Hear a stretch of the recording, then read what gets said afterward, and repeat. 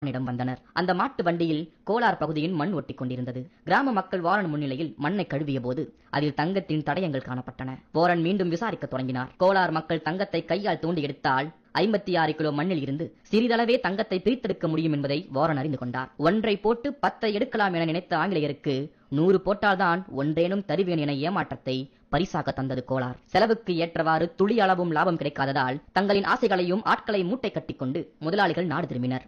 எப்படியோ இந்த முறையும் தப்பிவிட்டோம் என்ற நிம்மதியில் கோலாரின் தங்கப் படிவங்கள் மண்ணுக்குள் சுருண்டு கொண்டன.